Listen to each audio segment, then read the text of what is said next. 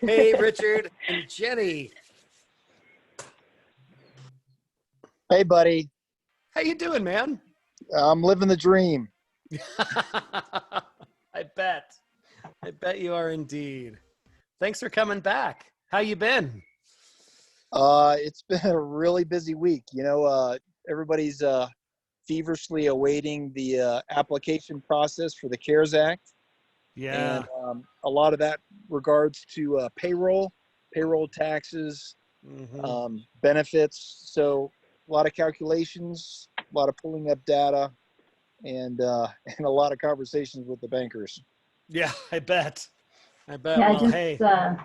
just saw the IRS release some guidance today around some of those tax credits and documentation that's required and all that good stuff. I think Jenny wins the background competition today with Lionel Richie. Hello. Can't see her. Hello. That's nice. That's super nice. With the Charmin. I like it. I really like, yeah, the Charmin's great. I don't know, Ruby's kitty is nice. It looks as big as Meredith's dog that one day. It looked like Meredith's dog was going to eat her head.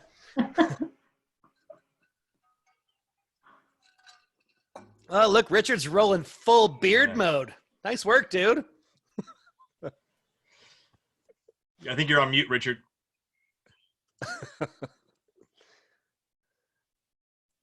Yeah, so April 1st is my COVID hat month. So since I can't get my hair cut and I don't trust my wife to do it, I love her to death, but she's not a hairdresser and or a barber. So I'll be wearing a hat the rest of the month. Excellent. I love it. It's like no shave November, but COVID April. I like it. Yeah. I know a lot of my friends are just shaving their heads, man. Just take it down to a 1 all over. Keep the beard. I bet that'd be good. I mean, yeah. I hear that's a thing. I don't know. I'm considering it. I was supposed to get a haircut like 2 days before they weren't allowing haircut. 2 days after they weren't allowing haircuts. But they made the switch, and so now I'm just a mongrel. Well, hey guys, thanks for coming. I wanted to touch on a couple things before we get started. I launched a website. I sent it out to some of you who are on the invite list, skyteam.cloud/TCB. And it's where I'm kind of sticking, I stick everything, right? The Google Doc lives out there, and things that I think need to be highlighted out of that Google Doc, I'm sharing out there. I was thinking about a way to have this group interact outside of this call. And I was debating on, do we do a Facebook group? Do we do a LinkedIn group? And I created a Facebook group actually because Ben is starting a small business bartender in Traverse City, Michigan. And he did a Facebook group. So I created one to copy Ben because I want to be more like Ben. To copy me, copy Is you. this your card? Is this your card? And I want everyone to know I got Eric's blessing to create the small business bartender. I didn't just totally rip off his idea and run away with it. He did. He's actually sending me booze in exchange, so it's fine. I can, dude. I can. I got your address. I still owe you VH1 Storytellers by Bruce Springsteen. You do indeed. But let me know if you think that's a thing that might be worthwhile and which platform, because I know Facebook can get a little too personal and LinkedIn can sometimes be a little too strict. So I wasn't sure what would work best, but I would love to get your opinions. Framing question for today. Here's the biggie. Today's about action. We've been in this sort of holding pattern of paralysis for a couple of weeks as we adjusted to how things are going to go. And I was thinking, we need to provide some sort of movement. I was on this webinar yesterday for the Tiny Habits training that I'm doing, and they had this guy on there. His name is Todd Herman. He was great. I'm actually going to show you one of his decision tools today, but he was talking about action, and he said fear lives in stagnant water. And I thought, well, that's okay, I get that. But then he said a couple other things that I thought were really resonated with me. He said fear is slow, fear lives on the couch, and it can't hit a moving target. And that made me perk up, because I was thinking, when you're moving, you're not afraid, you're doing your thing. So it prompted me to think, okay, so what's one sort of bold action that you guys have taken this week? We were talking yesterday, Ruby and I and Morag, we pivoted into full virtual delivery mode without even thinking about it. And Ruby and I have two workshops to deliver tomorrow, and we don't call them webinars. We settled on our own terminology. We're calling them webcast workshops, because they're workshops, right? And we're doing 2 of them tomorrow. We've done a few already, and we sort of snapped into that mode without even thinking about it. Had we thought about it, I don't know that we would have, and looking back over the last 8 years, we never did it because we didn't have to.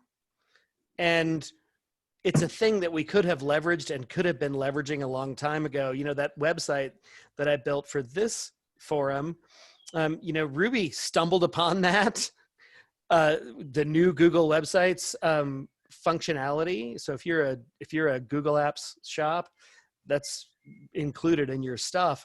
And Ruby built one for one of our clients, Nachio, and it was amazing, and they loved it. And I thought, man, why haven't we been doing this all along? So it's this bold action into spaces that are outside of your key core area. And our core area is stand-up facilitation and delivery, and we had to make a quick choice. That was ours. What bold actions have you guys taken this week? I mean, Ben started a bartender. Yeah. For me, that was the big thing for me this week, and I was pleasantly surprised and a little intimidated by the response. So yeah, we threw up a Facebook group. A really good friend of mine named Drew Murray, he's a marketing guy, just saw it and created a logo for me and emailed it to me within an hour. And so that's the logo you see on the Facebook page now. And it's kind of not knowing what it's going to become, but I'm excited to do it full steam ahead. I love it. It's funny. The guy I was on the webinar with yesterday, he said one of his friends in week 1 of this time period started a homeschooling Facebook group. And within 18 hours, she had 36,000 people that had joined it. That's awesome. Yeah. She has generated in the past 2 weeks over some 5-digit number. I don't remember what it was, but it was north of 50K in ad revenues alone just from people being in that group. That makes me feel like such a slacker. I know, right? What have I been doing? Can't compete with that. You just drink with us on Monday, Wednesday, and Friday. 3 days a week.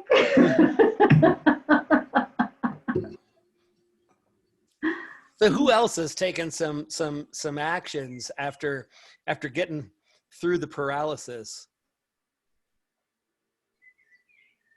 What's going on with you, Laurel?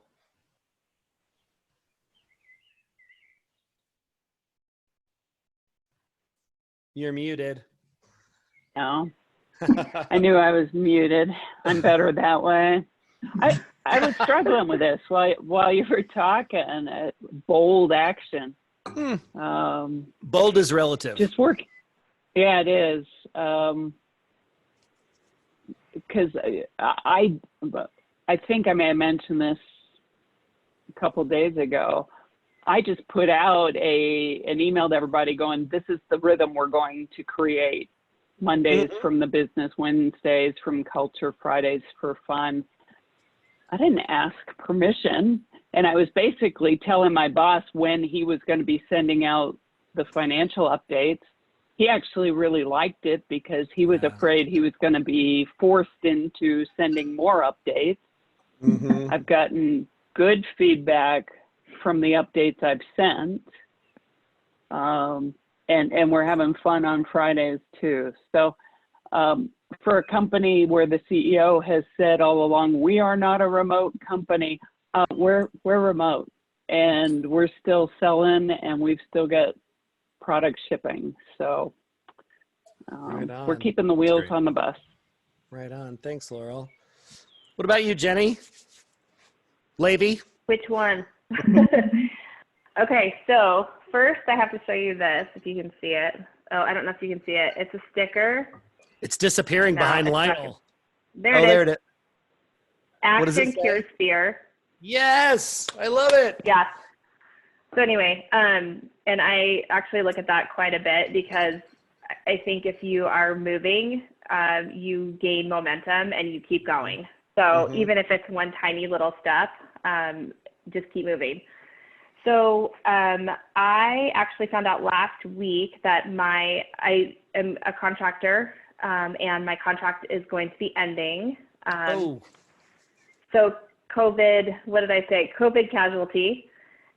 So my contract is going to be ending mid-April, and I've been talking for many years about getting into consulting, and I've been too chicken to just jump.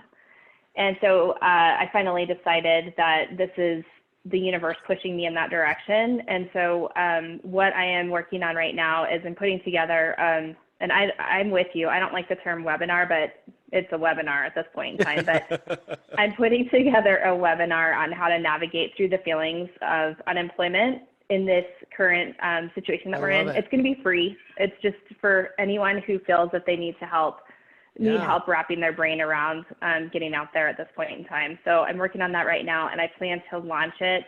My last day is the 17th of April. I plan to launch it the next week. that's awesome. So. And let's talk For you. outside, because if you're going to be doing freelance work and you've got some bandwidth and want to do some facilitation or delivery, it's nice to know who's on the bench, right? You know, I'd love it. I've got Ben on the bench too, so. All right, Ben, you and me. Awesome. Thanks, Jenny. What about other Jenny? I saw you came off mute. I did. I was waiting to see which Jenny you were going to pick.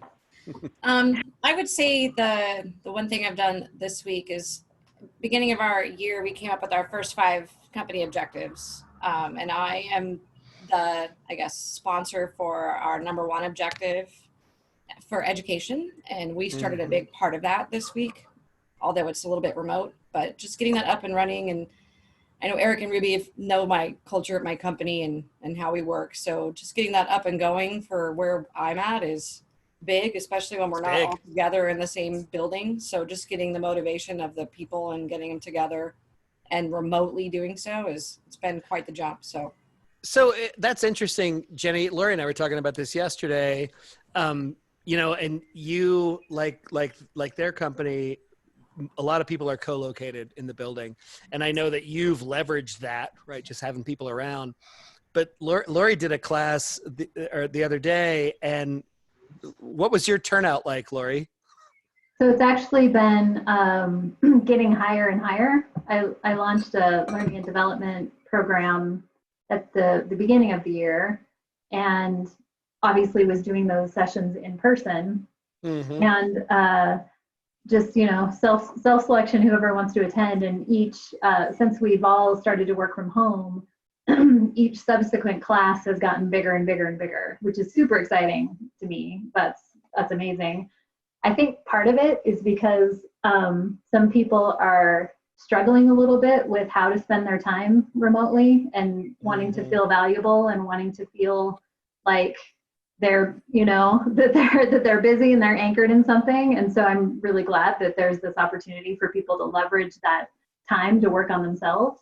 And so, so that's been really exciting. And that was my kind of bold action this week is I'm also having a little bit more space to kind of enhance what I'm able to do in those sessions to make them a little more meaningful and a little more sticky for people. And so, which is my favorite thing that I do is that kind of work. So that's been really encouraging, that as things have gotten a little less freak out zone and things are kind of moving a little bit more into some normalcy, people are taking advantage of that opportunity. So hoping to build a lot more momentum around that. That's awesome. I love that. And it's funny too, right? Because I think people, now that the couple of weeks of supreme weirdness have subsided, they're trying to find ways to add value. And whether that's out of fear, or just out of, I'm sitting in my house looking at the same stuff and the same people every day, I need to be able to do something. I need to be able to move. And now, sort of looking down the barrel of, we've got at least another month of doing it this way. I think that's where the disruption breeds the innovation, I think. For sure. Who else? How about you, Gabi? So this is gonna sound kind of weird, but I think my bold move for this week was allowing myself to not be Superwoman for once. Like I've been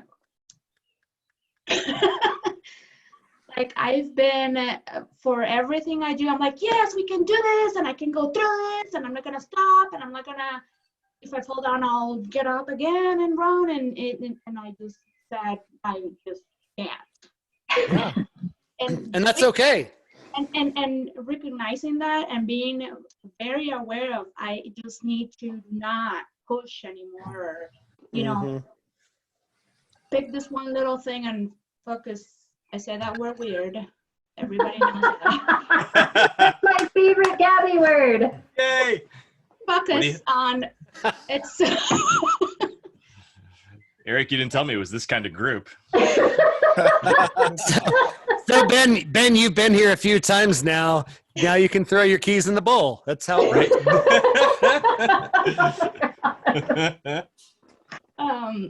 So yeah, just concentrate in that one thing or those couple of things, and not pretend that I can do it, because I just can't. So that to me, the way I am, that is a big deal, because I would be like, no, I can do this. But I'm like, nope, I can't. So I will eventually, but not yesterday, not the day before. It's just like, let's just. Yeah, and it's fine. Right. It's fine. Right. It's actually good for you. Yeah. Just set that down. It's what I need, because otherwise I'm not going to make it. Did you hear that, Gabi? That's what your boss said. It's good for you. My boss, yes. My boss is awesome, so, that helps a lot. Awesome. Thanks, Gabi. Finky, what you got? I see you lighting up over there. Yeah, I was just feeling good, actually. Just got a little exercise in today, so I've been taking advantage of the nice weather for some outdoor bike rides, which is we'll take it for late March or early April. But as far as bold, I would say we've had to flex a lot just because we still have so many people actively working outside of their home offices. Because of the essential business that we are. So in the model that we're in right now, we have a number of people who are part of what we call our HR solutions team. And essentially they've shifted our model where we don't have direct HR business partners. So long story short, there's about 15 or 16 of us that are on this solutions team where we take on projects that are across the business, and they can be things such as, workforce planning, reorganizations, restructuring, talent assessment, development, et cetera.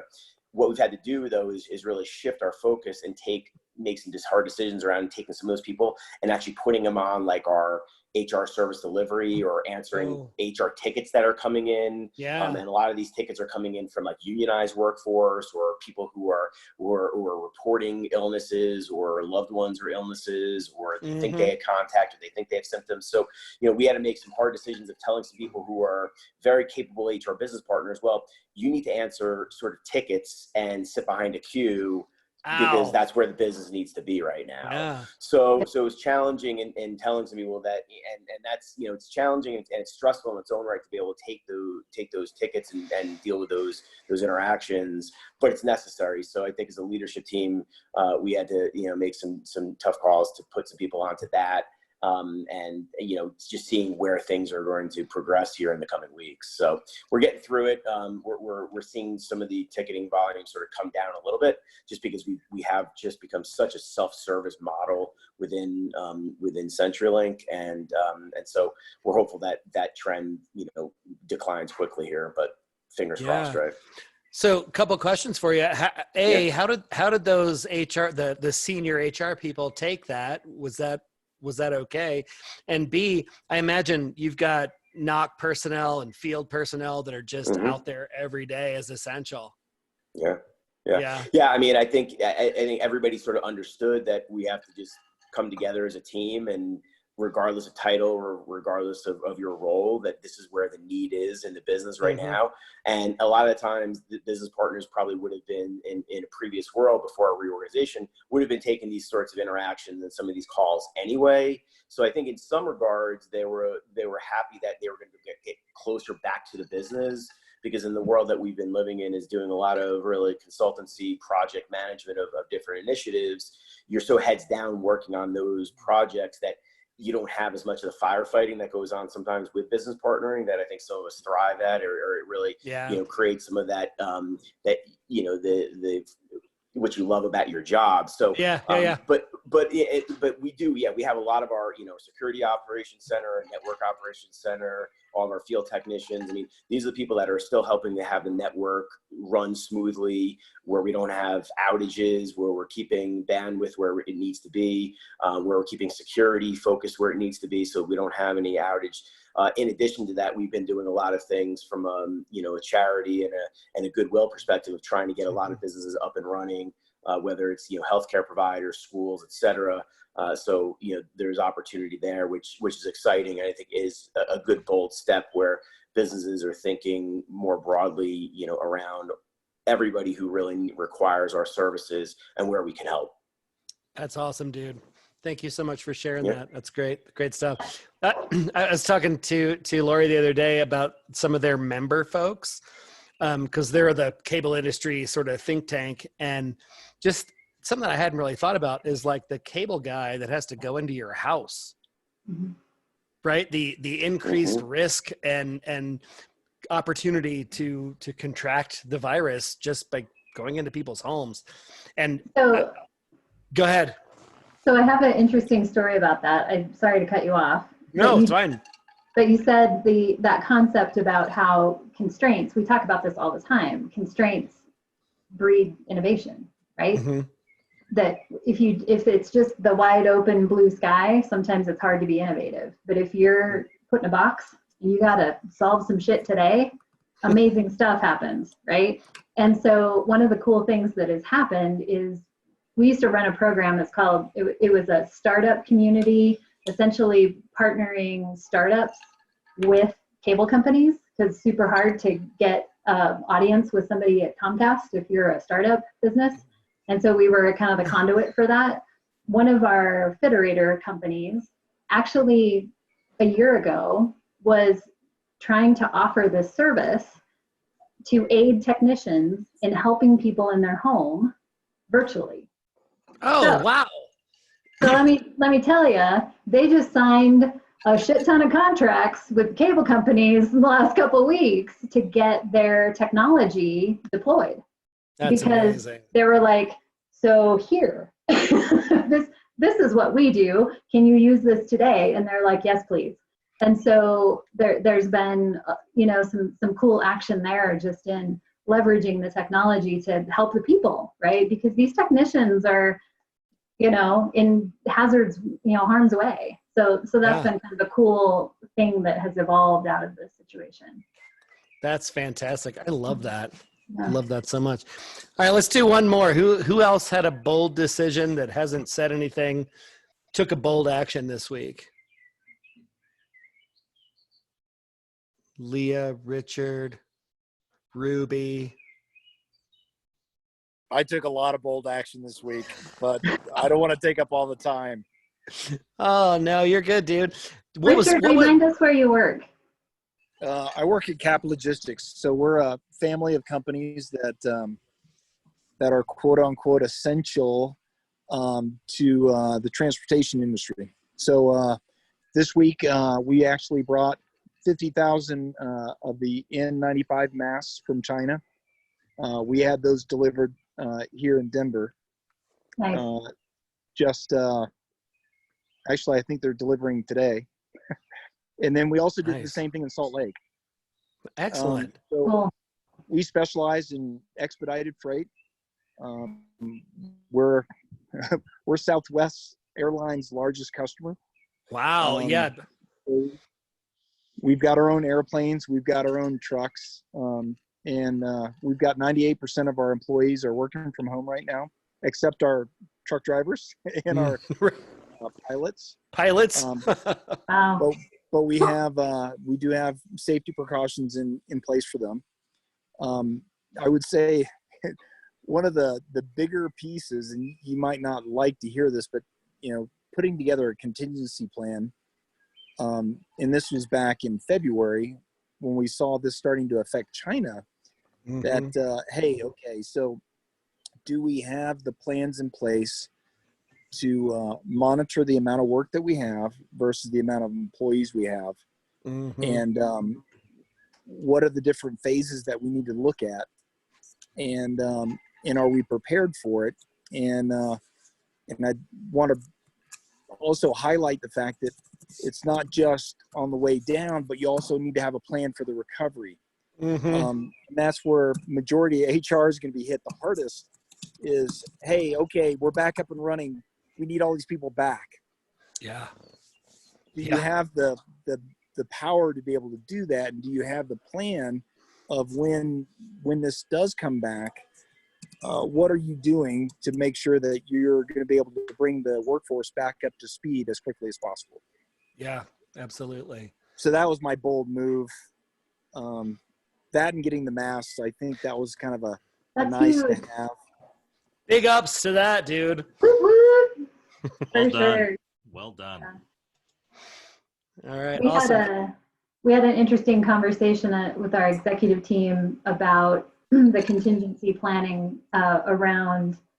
We were trying to do some analysis about what's the impact of unemployment, of the change in the GDP, what's going to happen to the economy, and how might that affect our members, which then in turn affects us, Yeah. our members, and kind of extrapolating out like what's worst case scenario, what's a moderate view, what's best case scenario, and kind of doing that, trying to be thoughtful about, okay, at what point do we have to pull bigger levers, right, to be able to deal with the effects of things, and at what point are we going to understand some of these things in more detail? So trying to be very proactive in that thinking as well.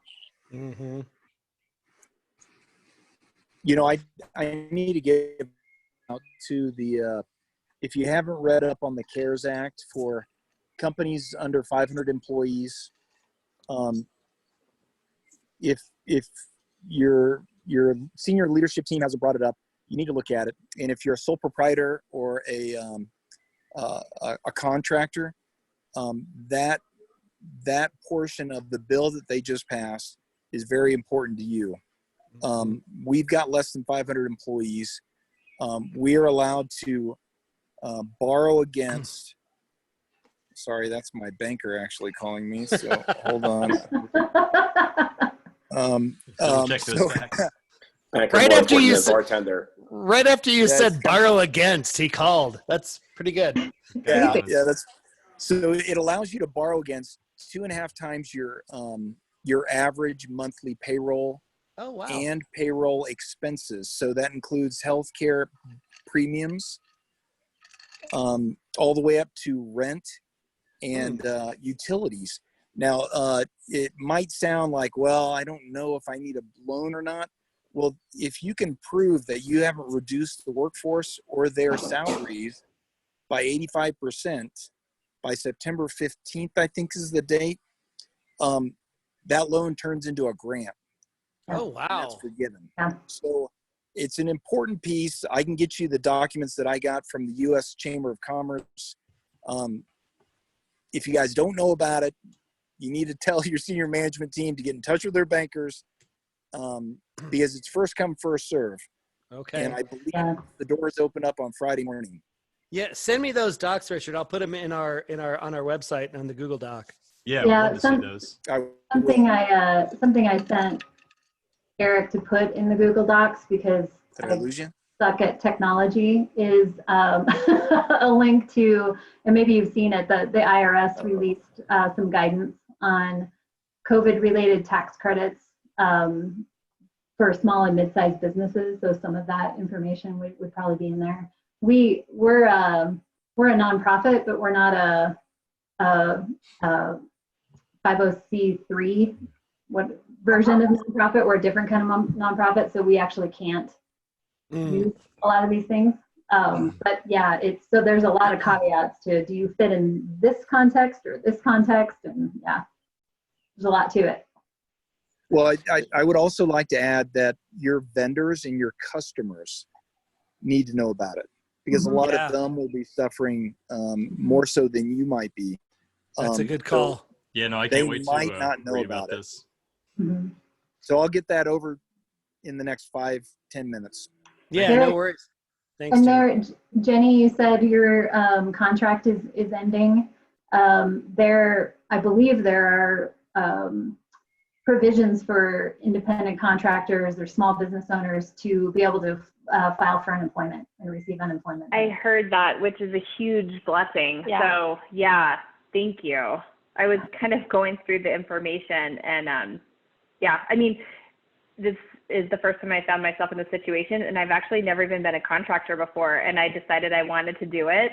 And now I'm like, what was I thinking? But you just don't know. I mean, it was your baby step. Yeah, it was your baby step. That's right. Exactly. So you got to pay attention to those synchronicities. That's the real deal. Absolutely. Right? Absolutely. Thank you. I appreciate that. Sure. Yeah. Lori, are there any other legal updates that we need to know about today? There's just been more guidance being put out. The FFCRA went into effect today, and so he is familiar with a lot of these details as well. So a lot of that guidance came out from the Department of Labor and IRS, and so I think it's just, there's nothing new. It's just, how do we do this? Got it. More of that information coming out. Yeah. Got it. You know, Eric, I don't jump on this again, but yeah, please do. A quick reminder that we can't share employees' health out to the population. Right. I've had to stop a couple senior managers of, hey, so-and-so's got COVID, or so-and-so's got a fever and he doesn't know yet. Just HIPAA, baby. That's a great reminder. Yeah. And I can see where people would get caught up in it because it's so top of mind. Mm-hmm. Yeah. That's a great reminder. Thanks, Richard. All right, guys, I know we always blow through our time. I've got a couple of tips, tricks, and tools that I would love to share with you if you want to hang around. If you got to go, that's cool. I should learn to schedule this for more than 30 minutes because even with 11 people, it takes more than 30 minutes. So is everybody cool to hang around for a little bit, or just give me a thumbs up if you can hang? Cool. All right. So I don't know, maybe it looks like Laurel has some ironing to do. So I'm not sure if he's able to stay. I actually have to roll in like the next 5 or so, but I'm excited to guys, I need to leave.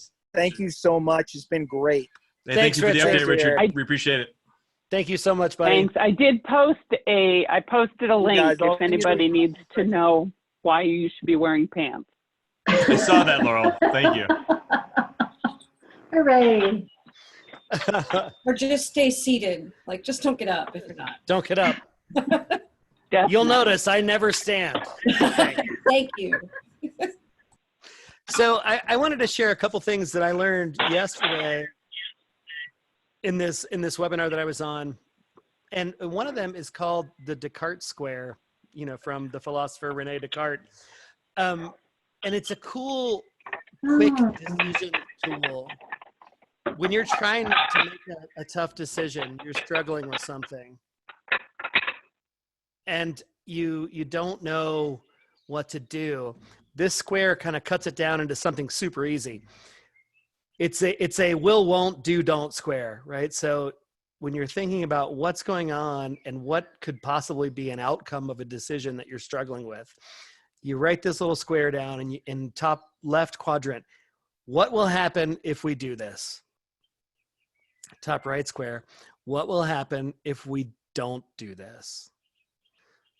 Bottom square, left square, what won't happen if we do this? And then bottom right square, what won't happen if we don't do this? And I thought that just kind of caught me, because I had not, I don't know how I missed this in 30 years of doing what I do. But this little decision matrix is super easy, and it provides you some opportunity, some clarity. And the guy who was giving the talk yesterday, his name is Todd Herman, and he was great. He has this decision tool that he uses, and it's this little chart. What should I do about? And you write in there whatever the decision you're struggling with, and then you do your will, won't, do, don't, and you fill in your stuff. And then that gives you the ability to make the decision. But then what I thought made this tool really powerful was he pushes his coaching clients to rationalize why they made that decision. And I thought, holy cow, that's powerful. That's intentional. You're making conscious choices about the decision that you're making. You're not flying blind. You're not just winging it. You're not licking your finger and sticking it in the air. It's a big deal. And I thought this was a really useful tool for when you're deciding what to do and how to take action, especially when things are foggy and things are hard. So this would be a beautiful complement to the control circle. Yeah, right? Because once you realize what you're not able to impact, you can do this bit here, the clarity bit, the will, won't, do, don't, on only things that you can control. I love that. And if you guys like this and think it's useful, I will post it on the website and the Google Doc, and you can. Sweet. Please do. Yeah. I thought it was cool. I don't know what you guys think. What do you think? Oh, it's great. Yeah, and going that extra step into the why of it, it really. I think especially if we're doing like virtual trainings or what do you call the webcast workshops for like remote management, remote leadership. It's a great way to justify decisions, and and if you feel like you go through this process and you make a choice that people really, really disagree with, if you explain this all to them and the majority of people still disagree, you might have to. It's a good way to reevaluate what you're doing. But that's a really good point, Ben, because a lot of times people don't ever get the why. Yeah. Right. That's not a thing that we think as decision makers to share, and it matters a whole lot. Of course. What were we gonna say, Lori? Sorry, I stepped on you there. No, I was just going to say it makes me think of when you think of people who lean more towards data to make decisions versus people who lean more towards intuition to make decisions. In either case, being able to explain to people who are like you or people who are not like you, this feels like a really good way to work through all of that, right? Because if you're somebody who's more intuitive and does more gut feel, sometimes it's hard to be influential or persuasive if you don't have these things to articulate. Yeah. I mean, even if you were thinking about going into consulting on your own or whatever, I don't know.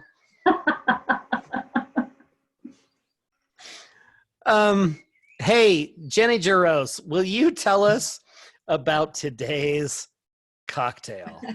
Yes. and I saw it named. He added the Elmer, but that's really funny. The Elmer Fuddpucker. It is originally called the Fuddpucker. He added Fud, I get it.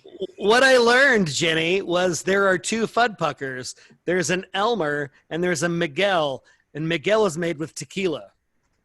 This is not that. My husband showed me this drink when we first met, and it's really good.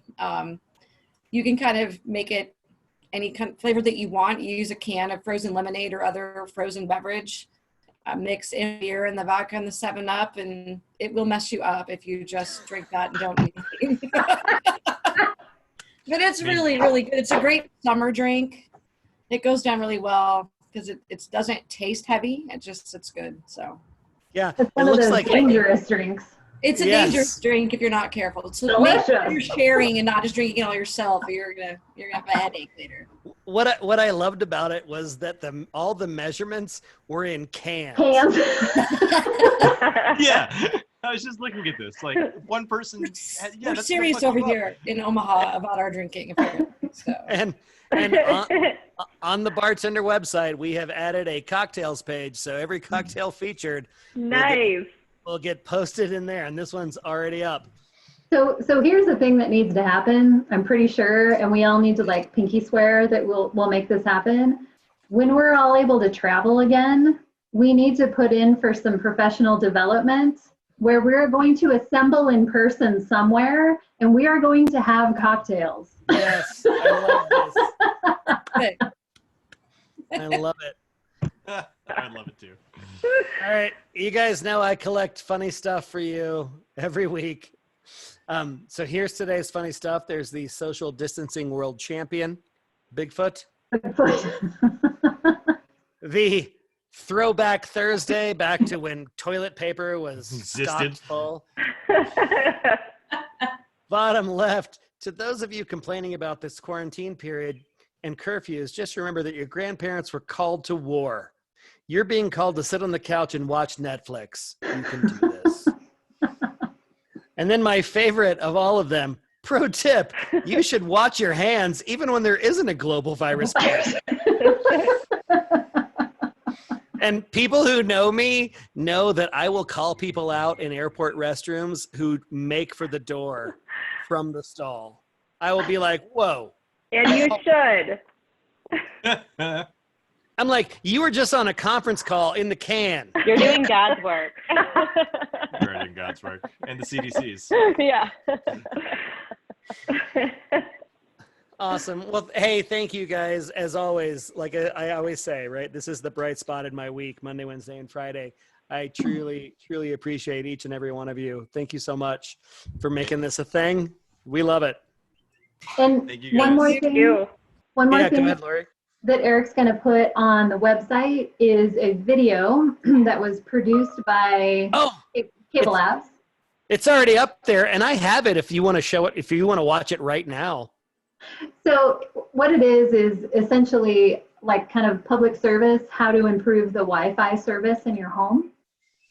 But it's produced by one of our interns turned employees of our team, and it's actually really funny. So it's like 4 minutes long. Yeah, let's run it if you guys are cool with that. You want to run it? Plus, then you can see how videos work in Zoom meetings. Yes, learning. It made me so happy today to see this. Right?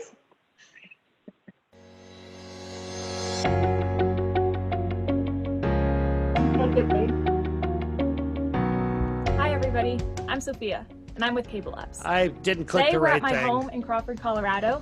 Crawford is a rural area on the western slope of Colorado. But I'm not here to brag about the scenery. We're actually here today to talk about Wi-Fi and what you can do to improve your Wi-Fi signal. How do you get the best performance of Wi-Fi in your home? There are 3 simple things that we can do to help make sure that you're getting the best performance. One of those things that makes the biggest difference is location, location, location. Right now, we're kind of at the hub of the house, where all the activities happen. Where you're watching TV, playing a game on your phone or iPad. This might be a good place to set your access point. But in some houses, that's not always the case. The center of the home might be in the very far corner, which could be really far away from the master bedroom or the office. So this might not be a good place for your access point. So try and pick a point where you know you're going to get good reception from devices that are connected to your access point.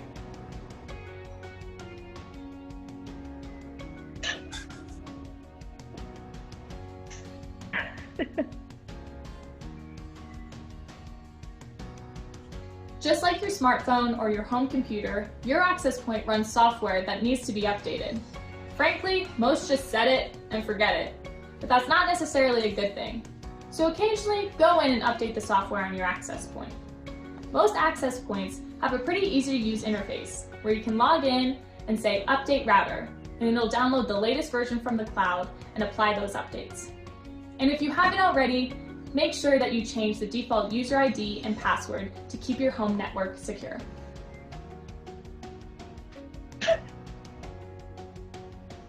Usually, our cable connection comes through the basement of the house, but this doesn't mean it's the best location to place your access point. Though it may be easy to install here, it's actually best to lift it up and move it to a location where you're actually going to be using the Wi-Fi. Now, if your hangout spot or home entertainment system is downstairs, it may make sense, but consider moving it upstairs. It's not as hard to move as you may think it is. Moving your Wi-Fi out of the basement is actually pretty easy. You can go to your home store and pick up an Ethernet cable, which isn't that expensive. And if you like to do things by yourself, you can fish that cable right up the wall and plug it into wherever your access point is.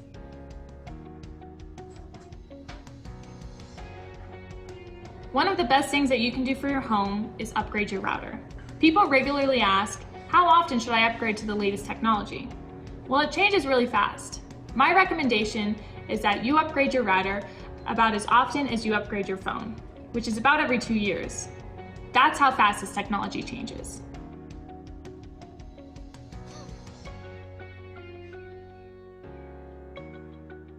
Believe it or not, the orientation, the positioning of the access point can actually make a big difference in its performance.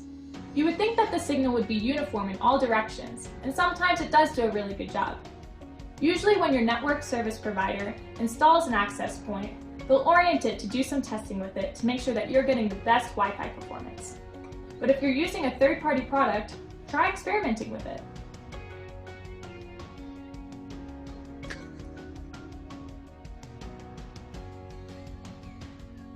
One of the tools that you can use is a speed test application. These are available on an Android or iOS. So try and download one of these and then do different tests around your house. You may find that you have really good performance and reception in the dining room, but poor reception in a master bedroom or office.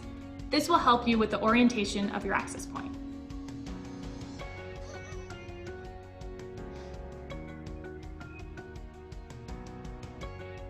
I hope these tips have been helpful. I sure had fun bringing them to you. The team at CableLabs is all about connectivity and connections. We love not only creating the technology, but improving it. Thank you.